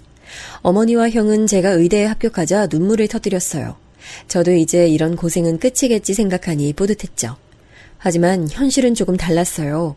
의대 공부량은 상상을 초월했습니다. 어쩌면 고등학생 때보다 더 열심히 공부했어요. 그렇게 학교를 졸업하고 시험에 합격해서 의사가 됐습니다. 남들은 연애하고 놀 거 다 놀며 학교 생활을 했는데 저는 그럴 형편이 아니었습니다. 과외도 몇 개를 했는지 몰라요. 그렇게 일해서 집에도 보내고 등록금도 냈습니다. 삶의 여유가 아예 없는 채로 저는 의사가 되어 일했어요. 돈을 벌긴 했지만 형과 어머니에게 생활비를 드리기도 했고 혼자 서울에서 사는 게 절대 쉽지 않았습니다. 그러다 어머니와 형이 서울로 오게 됐어요. 형이 검정고시에서 합격해서 일자리를 구할 수 있었거든요. 형, 돈은 일단 걱정하지 말고 형이 할 수 있는 일을 찾아. 형이 젊음 다 바쳐서 나 도운 거 나도 알아. 이제 내가 갚을게. 고맙다.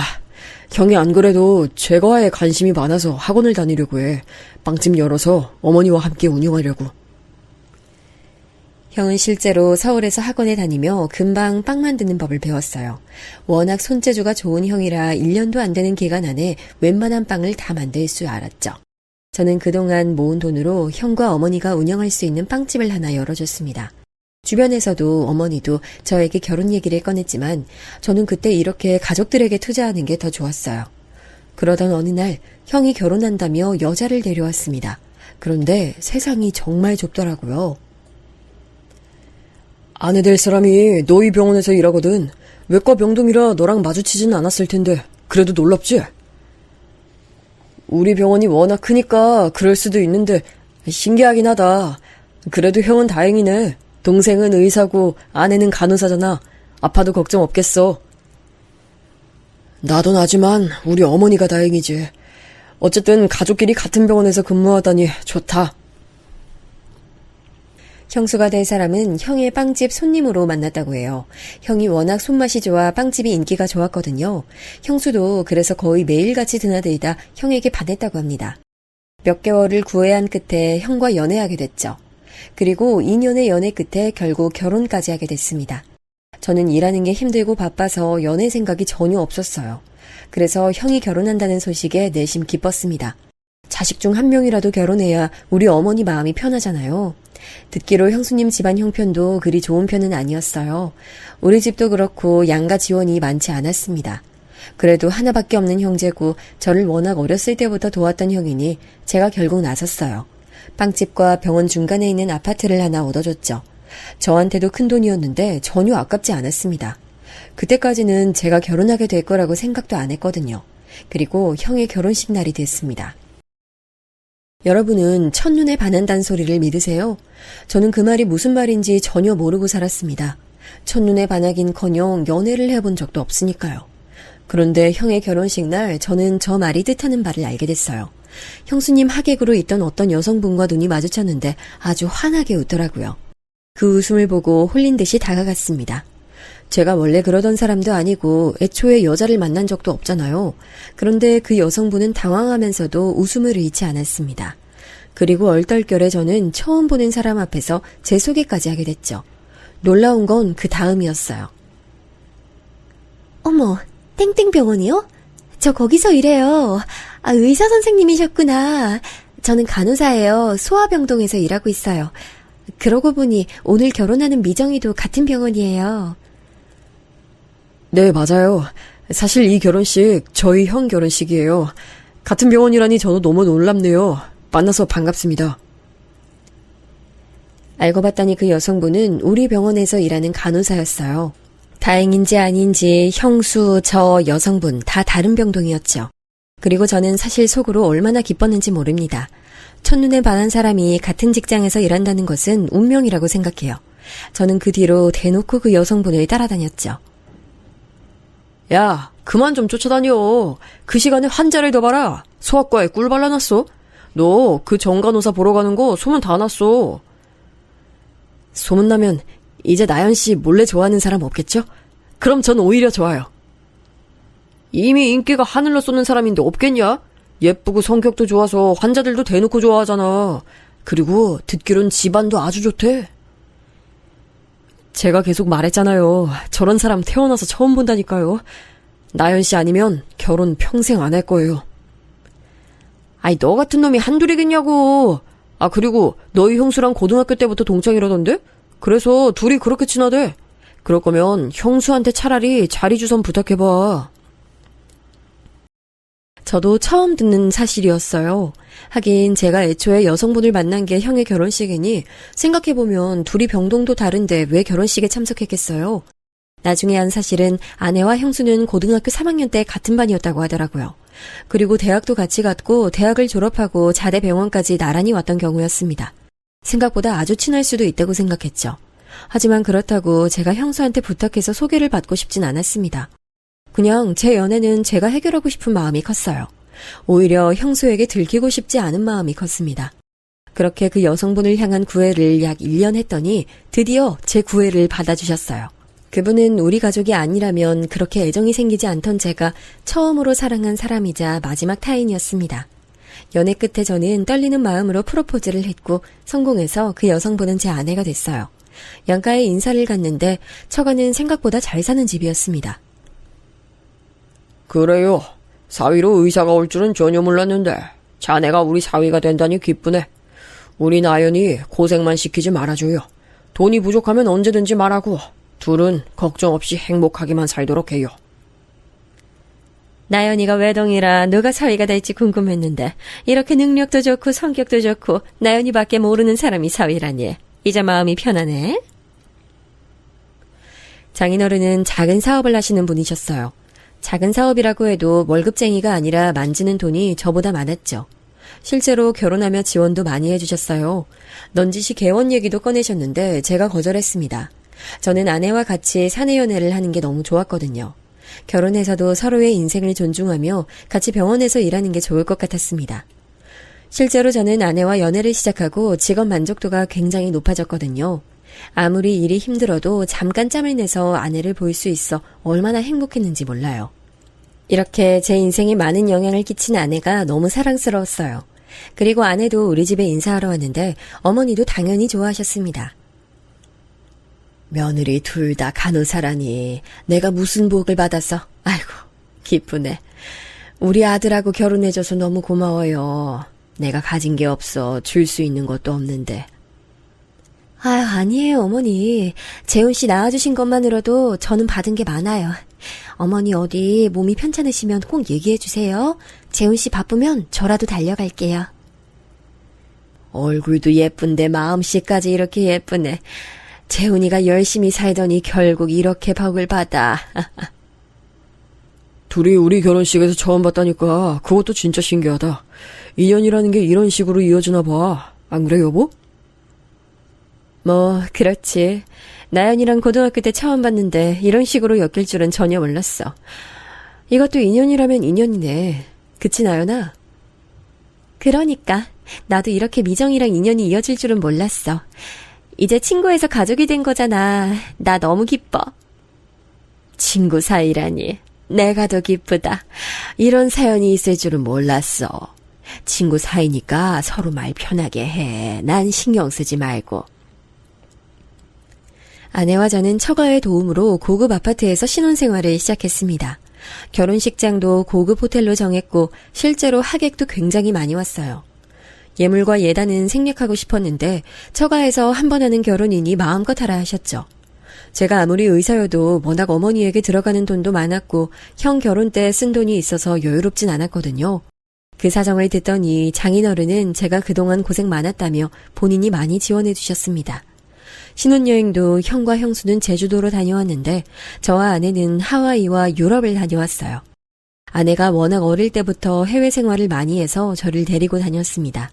저는 공부밖에 몰랐던 사람이라 해외여행 자체가 처음이었거든요. 아내는 여유로운 집안 사정 덕분에 해외에서 유학도 했더라고요. 저는 이런 아내가 너무 좋았습니다. 배울 점이 많은 사람이라 결혼하길 잘했다고 생각했죠. 아내와 저는 부부 사이에 문제가 전혀 없었어요. 그런데 제가 형수가 약간 이상하다고 생각하게 된 계기가 있습니다. 그날은 신혼여행에 다녀오고 집들이를 하게 됐습니다. 처가 식구들은 이미 초대했고 우리 집 식구들을 초대한 날이었어요. 어머니, 이거 명품 가방이에요. 저희가 여행하면서 면세점에서 가방 봤는데 너무 예쁘더라고요. 도저히 지나칠 수가 없어서 사게 됐어요. 어머님 드시면 너무 잘 어울릴 것 같아서요. 어머, 아유 뭐 이런 걸 다 주고 그래. 난 너희가 무사히 다녀온 것만으로도 좋아. 아유, 고마워. 아껴서 잘 들고 다닐게. 이렇게 훈훈하게 선물 증정식을 마치고 거실에서 과일을 먹고 있었습니다. 형하고 어머니와 얘기하느라 시간 가는 줄 몰랐어요. 그런데 어느새 정신 차리니 아내와 형수가 없더라고요. 곧 어머니가 가실 시간이라 저는 집안에서 형수와 아내를 찾아다녔습니다. 그런데 안방에서 형수와 아내의 대화 소리가 들렸어요. 나연아, 나 진짜 너무 속상해. 나도 어머니한테 명품 가방 사주고 싶지. 그런데 우리 사정이 어려워서 가방이 뭐야? 지갑도 못 사줬어. 그런데 너가 그렇게 어머니한테 가방을 주면 내가 뭐가 돼? 아, 미안해. 나 미정이 네가 그런 생각을 할 줄은 몰랐어. 다음부턴 너 없을 때 어머니 선물 주도록 할게. 너 기분 나쁘라고 한 행동은 절대 아니야. 우리는 서방님 돈으로 겨우 주공 아파트 작은 평수에서 시작하는데 넌 이런 고급 아파트에서 살고. 진짜 이런 거 보면 결국 돈이 다야. 너는 부모 잘 만나서 행복하지? 나는 언제 돌아가실지 모르는 엄마밖에 없잖아. 에이, 아니야, 미정아. 왜 그렇게 생각해? 아주버님도 가게 하시면서 돈 많이 버시잖아. 행복이 별거야? 너무 기분 상해하지 말고 행복하게 지내자. 나도 너 더 신경 쓸게. 밖에서 문고리를 잡고 저 대화를 듣는데 기분이 이상했어요. 대놓고 아내에게 부모 잘 만나서 좋겠다는 소리를 하는 형수를 보니 제가 알던 사람이 아닌 기분이었습니다. 실제로 형수의 어머니가 아프셔서 우리 병원에 곧 입원할 예정이었거든요. 마침 우연히 그 병동이 제가 일하던 병동이기도 했고요. 아무튼 아무렇지 않게 들어가서 곧 어머니가 가신다고 얘기하고 그날은 그렇게 마무리가 됐습니다.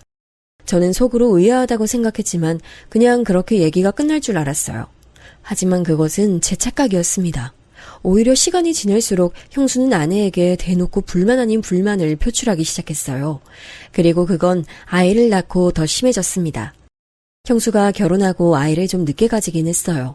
형 부부는 결혼하고 바로 아이를 낳고 싶어 했죠. 그런데 듣기론 형수 몸 상태가 그리 좋지 않다 하더라고요.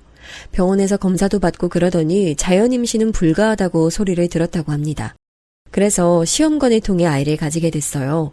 옆에서 보며 형수가 고생을 많이 한 걸 저도 알았어요. 그래서 아이를 가졌다고 했을 때 얼마나 기뻤는지 모릅니다. 반대로 우리 부부에게 아이는 빨리 찾아왔어요. 원래도 아이가 생기면 바로 낳자고 했는데 생각보다 바로 생겼어요. 그런데 아이가 생기자 아내가 조금 곤란해하는 모습이 보이더라고요. 미정이가 시험관을 몇 번이나 하고 아이가 생겼잖아. 근데 우리는 바로 자연 임신이라 조금 눈치 보여. 그쪽 사정은 안타깝지만 그래도 아이를 가졌으니까 눈치 볼 건 없어. 우리가 한 달 차이지만 더 늦게 생기기도 했으니까 순서도 괜찮잖아. 아이 가지는 걸로 미정이가 마음고생을 많이 해서 우리 아이 생긴 거 조금 늦게 말하자. 내가 조심스러워서 그래. 아내 말대로 우리 부부는 아이가 생기고 안정기에 들어간 후에 말하게 됐어요. 형수는 안 그래도 원래 예민한 구석이 많았는데 임신 이후로는 더욱 심해졌거든요. 만약 아내의 임신 사실을 알면 예민함이 폭발할까 두려웠죠. 그리고 중반기에 들어가고 우리 부부도 조심스럽게 임신을 알렸습니다. 그런데 형수 표정이 너무 안 좋았어요. 급기야 갑자기 눈물을 보이더라고요. 자연 임신이라니 부럽다. 나연아, 진짜 근데 좀 너무하네. 우리가 그렇게 병원 다니면서 고생하는 거 봤으면 시기를 미룰 수도 있었잖아. 형수님, 그게 무슨 말씀이세요? 아이 갖는 시기를 일부러 미룰 수는 없죠. 저는 오히려 같이 생겨서 다행이라고 생각했어요. 같이 키우면 되잖아요. 제가 임신해서 그런가 예민해서 그렇게 생각할 수 있는데 기분이 좋진 않아요. 저 오늘은 이만 일어날게요. 어머님, 나중에 연락드릴게요. 죄송해요. 형수는 아내의 임신 소식에 눈물을 흘리며 급기야 자리에서 일어났어요. 그 자리에 있는 모두가 당황했죠. 사실 저는 저 때는 형수가 왜 저러는지 이유 자체를 몰랐어요. 나중에 아내가 형수는 어릴 때부터 유독 자기한테 예민했다고 하더라고요. 심지어 대학에 갈 때도 아내와 같은 고등학교에 다녔다고 했잖아요. 아내는 장학금 받고 들어갔다고 해요. 그때도 형수는 자기는 형편도 어려운데 장학금을 받지 못했다고 복도에서 울었다고 합니다. 대학에 가서도 아내는 워낙 공부를 잘해서 성적 장학금을 받은 적이 꽤 있었다고 해요. 그럴 때도 자기는 형편이 어려워 공부할 시간이 없다고 엉엉 울어 당황했다고 합니다. 이런 식으로 형수는 아내에게 늘 질투를 해왔더라고요. 당신은 형수가 저럴 때마다 당황스럽지 않아? 나는 저런 사람인 줄은 전혀 몰랐어. 어렸을 때부터 그런 거면 당신도 고생 꽤 했겠다. 그런데 미정이가 가정 환경이 실제로 안 좋기도 했고, 그냥 난 원래 사람 잘 안 미워하잖아. 그런 사람도 있구나 싶었지. 어차피 내 인생은 바뀌지 않으니까.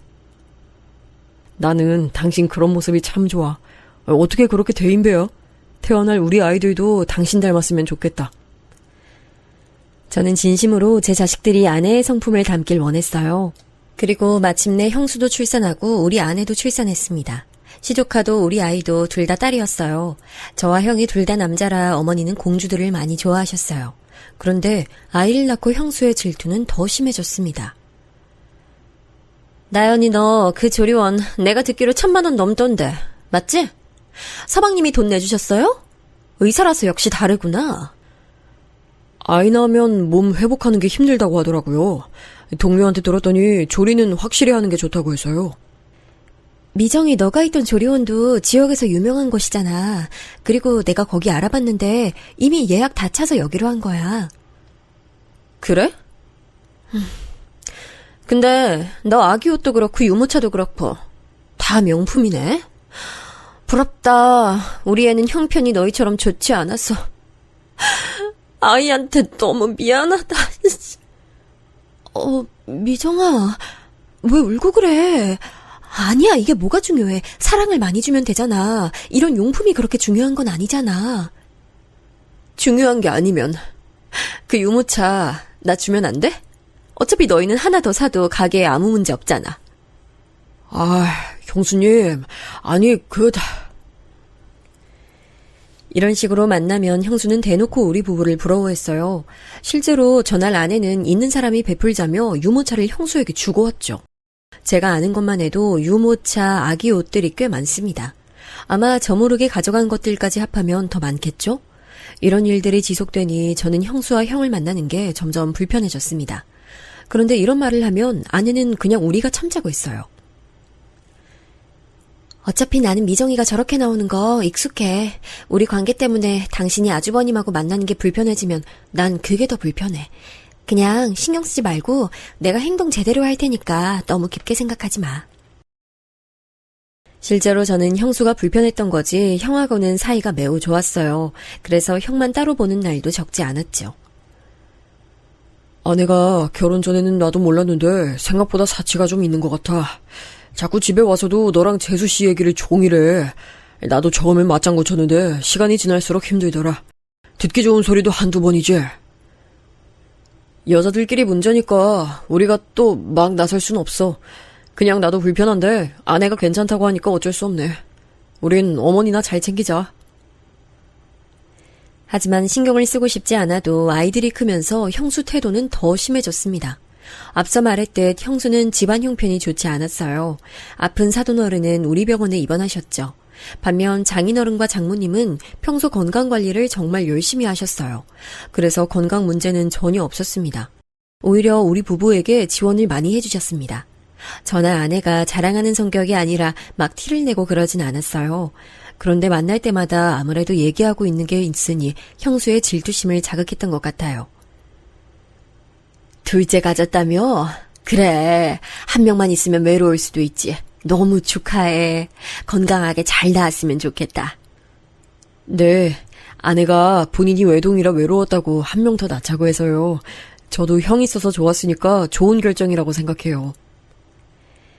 어머니와 저런 대화를 했는데 형수가 옆에 있었나 봐요. 나중에 아내에게 전화가 오더라고요. 아니야, 그건 오해야. 우리가 뭐 다정이 불쌍하다고 생각하겠어? 그냥 우리 민지가 외로울까봐 그런 거야. 내가 외동이잖아. 그래. 마음 상했으면 미안해. 왜? 형수가 또 뭐라고 했어? 당신하고 어머님이 외동은 외롭다고 했잖아.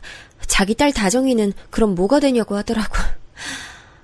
나도 이젠 모르겠다. 처음엔 참았는데 점점 지치네. 형수 저런 성격이 원래 그랬다고 해도 시간이 지날수록 더 그러잖아. 이제 우리 진지하게 거리를 두는 게 맞는 것 같아. 실제로 첫째가 유치원에 들어갈 나이가 됐을 때 형수는 더 대놓고 질투하기 시작했어요. 아내와 저는 아이 교육에 대해서도 생각이 많았거든요. 그래서 영어 유치원을 보내려고 했어요. 저도 아내도 일하는 사람이니 벌이가 충분히 되기도 했고요. 그런데 형은 가게가 매출이 잘 나오지 않았습니다. 동네 빵집이 잘 돼도 아무래도 의사인 저보단 훨씬 덜했겠죠. 형수님도 대학병원 간호사라 벌이가 적진 않았는데 우리 부부와 비교하면 비교가 되긴 했습니다. 그래, 민지는 영어 유치원 보내기로 한 거야? 그럼 영어 잘하겠다.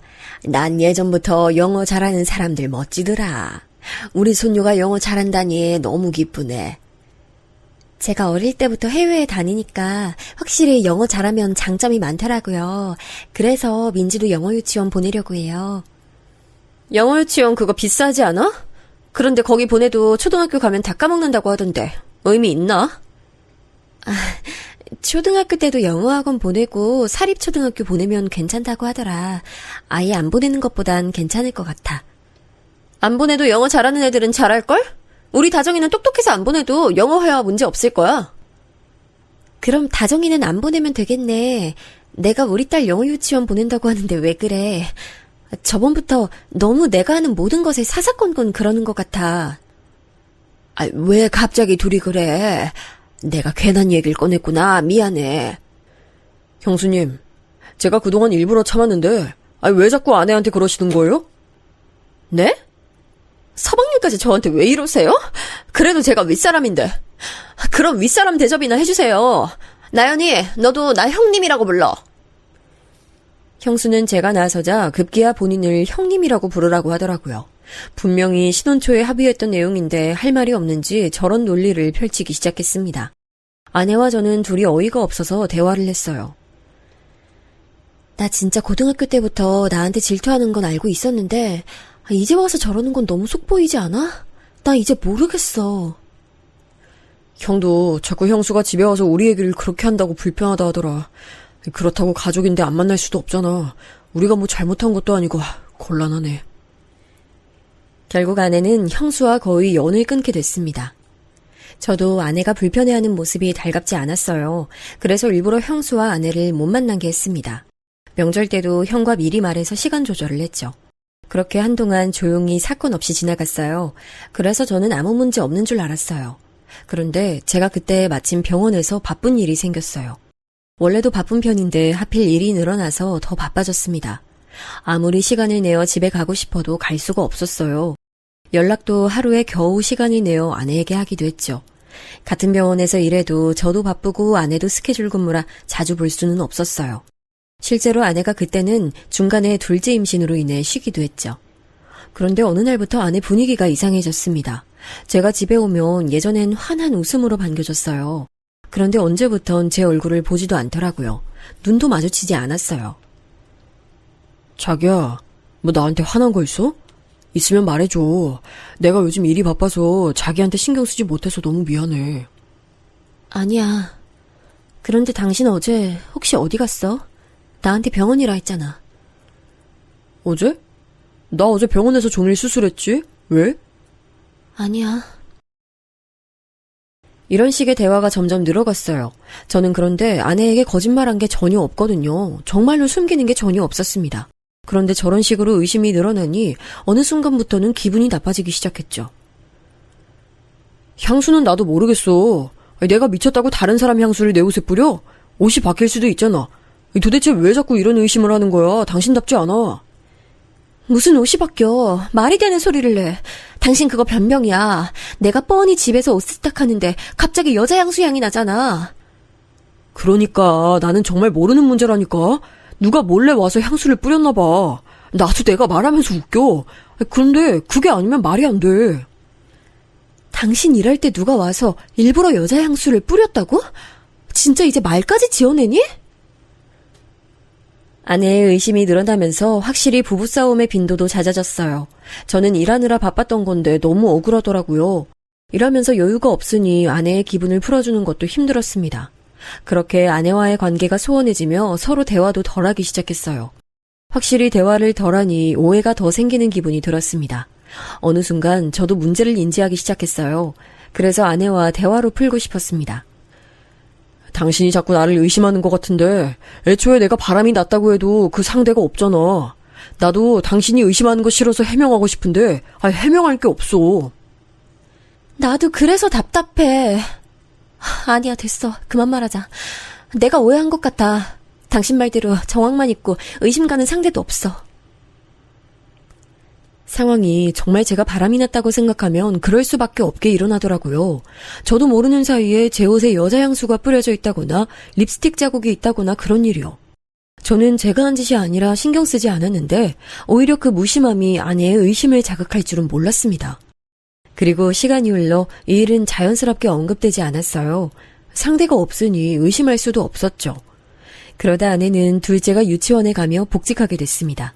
같이 병원에서 일하며 맞는 시간엔 밥도 먹고 퇴근 시간이 맞으면 집에 같이 가기도 했죠. 그렇게 다시 사이가 좋아지나 싶었습니다. 그런데 그러다 제 밑으로 신입 의사 한 명이 들어왔어요. 원래 신규면 선배가 챙겨주는 게 당연하잖아요. 제 직속이기도 하고 그래서 이제껏 제가 했던 것처럼 챙겨주고 있었어요. 그러면서 아내에게 소개하기도 했죠. 아, 안녕하세요. 이번에 새로 오신 분이라고 말씀 많이 들었어요. 네, 안녕하세요. 저도 얘기 많이 들었어요. 서로 안면도 틀 정도로 저는 당당했습니다. 그리고 제 성격이 남들보다 세심하거나 그러지도 않아요. 절대 의심이 될 만한 짓은 하지 않았습니다. 그냥 회식 자리가 있으면 그 친구 택시를 태워주고 그러긴 했어요. 하지만 딱 사회생활 정도였지 거기서 더 나가거나 하지 않았습니다. 같은 병동에서 일하니 근무 시간이 겹치면 커피를 사주기도 했죠. 그냥 딱 직장 선후배 관계였습니다. 알고 봤더니 신입이 아내와 같은 고등학교를 나왔더라고요. 세상이 정말 좁다는 생각이 들었죠. 같은 동문이라는 소리를 듣고 더 조심했어요. 그러던 어느 날 퇴근 전에 신입에게 전화가 걸려왔습니다. 전화를 다시 했더니 받지 않더라고요. 그냥 무시하고 집에 가려고 했는데 문자로 주소 하나가 찍혀 있었어요. 선배님, 여기로 와주세요. 딱 저 메시지를 받고 사실 가지 않으려고 했습니다. 왜냐하면 주소를 찍어봤더니 모텔이었어요. 아무런 이유도 모르고 모텔로 갈 수는 없었습니다. 그래서 그냥 집 주소를 찍고 가려고 했는데 다시 신입에게 전화가 왔어요. 무슨 일 있어?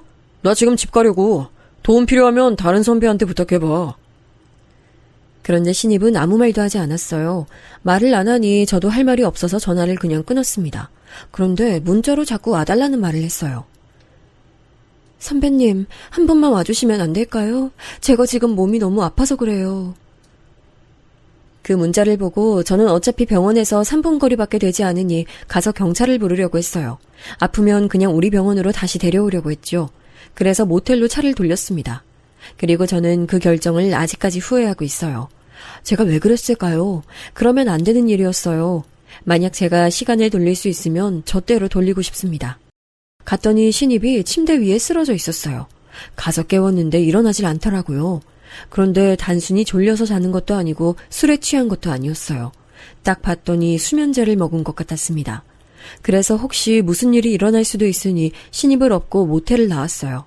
병원으로 가서 신입을 내려놓고 저는 집에 갔습니다. 가서 아내와 두 딸과 같이 저녁도 먹었어요. 신입은 다른 동료에게 말하고 나왔으니 문제가 없을 거라 생각했죠.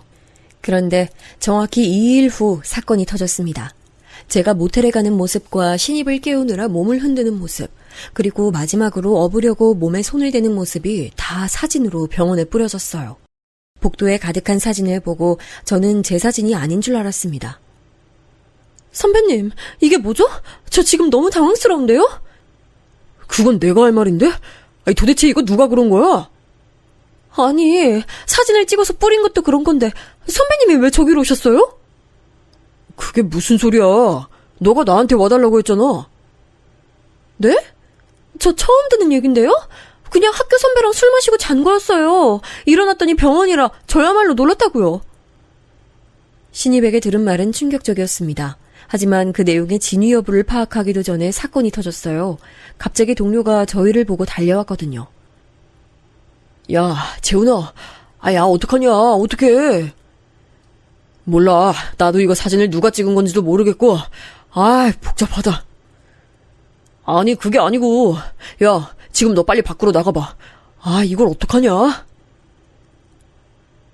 동료의 말을 듣고 급하게 밖으로 나갔더니 믿을 수 없는 광경이 펼쳐졌어요.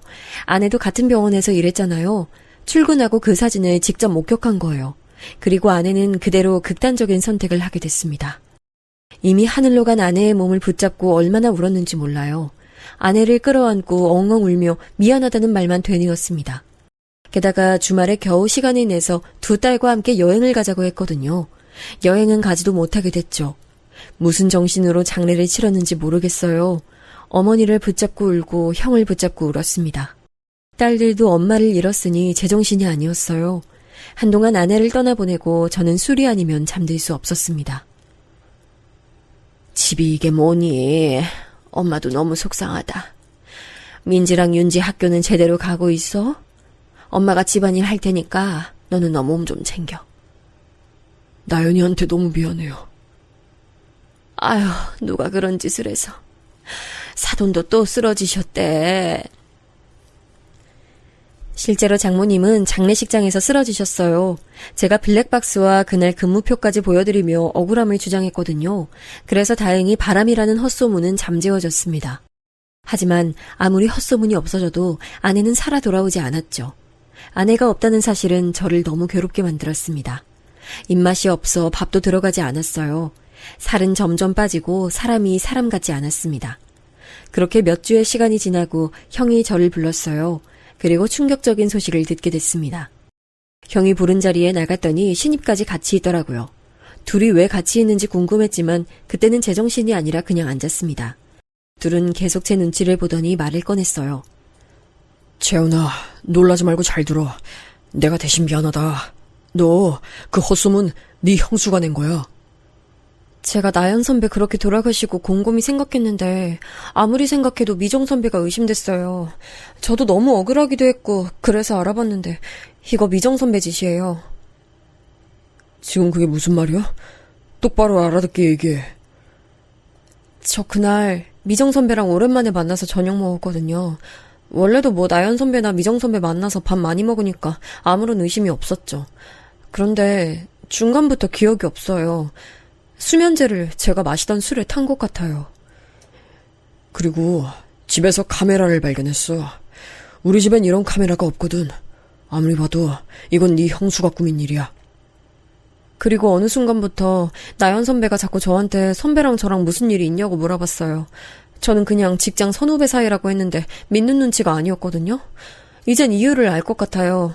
미정 선배가 중간에서 이간질한 거예요. 실제로 병원에서도 선배랑 저랑 같이 다니면 간호사들 눈길이 이상했거든요. 애초에 그렇게 소문을 냈으니까 그랬겠죠? 형과 후배의 말을 들으니 이제야 이해가 갔어요. 그러면서 저는 이 사건을 제대로 조사하기 시작했습니다. 아내와 저를 지키고 나아가 우리 두 딸까지 지켜야 했거든요. 그리고 나연 선배가 집도 잘 살고 워낙 사람이 성품이 좋잖아요. 그래서 간호사들이나 직원들 사이에서도 평이 좋았어요. 미정 선배는 반면에 예민하고 후배들 자주 괴롭히니까 소문 안 좋았죠. 그래서 저한테 사실 나연 선배 욕 많이 했어요.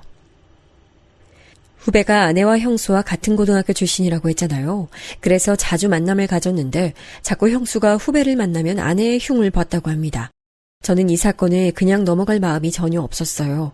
아내가 어떤 심정으로 극단적인 선택을 했던 건지 생각하니 피가 거꾸로 쏟는 기분이었습니다. 그래서 경찰서도 찾아갔어요. 가서 CCTV부터 사건을 처음부터 조사했습니다. 그 과정에서 제 옷에 몰래 향수를 뿌린 사람도 형수였다는 게 밝혀졌어요. 저는 이 사실을 알고 형수에게 따지려다 일단 참았습니다. 작은 것부터 다 밝히면 형수에게 오히려 사실을 은폐할 기회를 주는 것 같았어요. 경찰 조사하며 알게 된 사실은 더 가관이었습니다. 아내에게 형수가 전화를 많이 했더라고요. 나중에 녹음된 걸 들어봤더니 웃기지도 않았습니다. 미정아, 너 이런 식으로 나한테 자꾸 내 남편 얘기하면 나 너무 곤란해. 나도 알아서 생각할게. 급한 일이라고 해서 받았더니 이러면 어떡해. 급한 일은 맞지. 실제로 그렇게 둘이 붙어 다닌다 하더라고. 병원에 소문 다 났어. 나연이 네가 나중에 알면 속상할까봐 일부러 내가 말해주는 거야. 내일은 내가 알아서 할게. 그리고 바람이면 내가 해결할게. 제발 가만히 있어. 아내는 형수의 전화를 받고 많이 괴로워하는 게 느껴졌어요. 나중에 후배한테 들은 바로는 원래 학창시절부터 형수의 자격지심이 유명했다고 하더라고요. 그래서 저는 두 분이 형님 동서로 만났다고 해서 얼마나 놀랐는지 몰라요. 나연 선배한테 질투해서 막 뒤에서 욕하고 다니기도 했거든요. 이 얘기를 다 듣고 나니 저는 분노가 차올랐습니다. 절대 그냥 넘어갈 마음이 없었죠. 장인어른과 장모님을 찾아가 모든 사실을 내뱉었어요. 장인어른은 뒤집어지셨습니다. 나는 끝까지 갈 거야. 내 딸 죽인 사람 그냥 놔둘 순 없어. 저도 끝까지 갈 겁니다. 형하고 이미 얘기 끝났어요. 이혼은 당연하고 그 이상의 복수를 할 거예요. 실제로 형은 이미 형수에게 질릴 대로 질린 상태였습니다. 형수가 집에 오면 그렇게 비교를 했다고 해요. 난 이제 더는 못 살겠어. 집이 아니라 감옥 같아. 다정이도 엄마 눈치 보느라 바쁘고 안 되겠어. 돈 못 번다는 소리도 계속하니까 자존감도 내려가고 막상 내가 빵집하며 버는 돈이 아내 월급의 2배는 되는데. 저는 모든 증거를 수집했어요. 형수는 꿈에도 모르고 하하오호 웃으며 행동하고 있었거든요. 그 얼굴을 보며 속으로 얼마나 이를 갈았는지 모릅니다. 그리고 마침내 후배와 형의 도움을 받아 모든 사건의 전말이 완성됐습니다. 저는 이걸 글로 써내려가기 시작했어요. 일목요연하게 정리해서 사진까지 포함시켰죠. 그리고 그 종이를 병원 게시판에 다 게시했어요. 그 증거가 너무 완벽해서 반박할 수도 없었습니다. 아니 이게 뭐야? 서방님, 이게 뭐죠? 저 너무 억울해요. 이러시면 안 되죠? 억울할 게 있나요? 형수님이 했던 짓 다 알고 있어요. 이러면 안 된다는 말은 제가 해야 하는 말 아닌가요? 이미 경찰 동행해서 CCTV도 봤고요. 증인이 얼마나 많은지 아세요? 모텔 주인부터 시작해서 증거가 한두 개가 아니야, 이 사람아! 말하다 보니 저도 복받쳐 오르기 시작했습니다. 억울하게 죽은 아내가 너무 불쌍했어요. 나연이는 아무것도 모르고 죽었는데 당신이 뭐가 억울해? 그 자격지심 때문에 사람을 죽여? 아무 사이도 아닌데 왜 지연해서 사람을 죽여? 바람? 당신이 수면제 가져가서 술에 탄 거 다 찍혔어. 발뺌하지 마!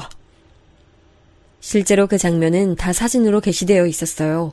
형수가 간호사라 수면제를 구하는 것도 쉬웠거든요. 선배, 정말 너무하세요.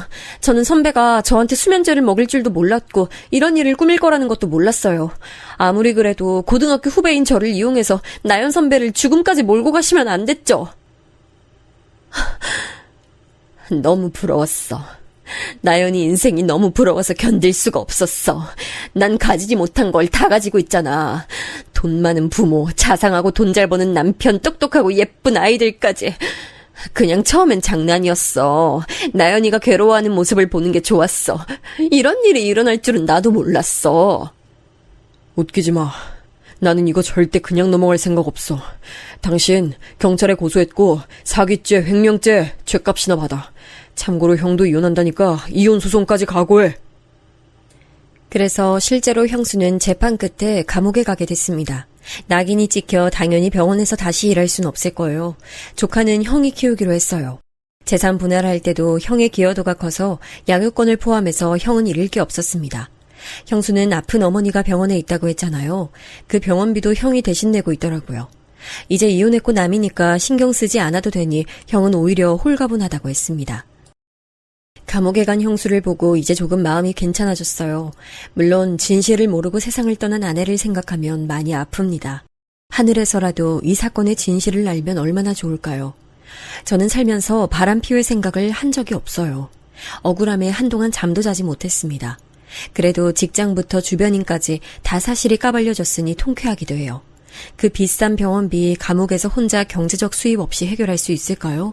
절대 못한다고 생각해요. 자격지심과 열등감에 사람을 죽음으로 몰고 갔으니 그 대가는 치러야죠. 내가 진짜 너무 잘못했어. 다시는 그러지 않을게. 서방님 죄송해요. 제가 잘못했어요. 한 번만 다시 생각해주세요. 제발요. 여보, 내가 미안해. 나한테 미안하다고 할 게 아니고 하늘에 있는 나연이한테 미안하다고 하세요. 나는 당신 죽을 때까지 용서 못하니까 그렇게 하라. 나도 당신하고는 더는 못 살아. 이제 당신이라는 사람한테 질릴 대로 질렸어. 감옥 가서 죗값 달게 받아. 이렇게 사건은 끝났습니다. 이 과정이 길고 또 길었어요. 중간에 너무 억울해서 머리가 빠지기도 했고 서러움에 목 놓아 운 날도 정말 많아요. 그래도 지금은 어느 정도는 마음이 괜찮아져서 두 딸과 아내 얘기도 많이 하고 있습니다. 아내가 하늘에서는 부디 속상함 없이 잘 살길 진심으로 바라요. 제 사연 들어주셔서 감사합니다.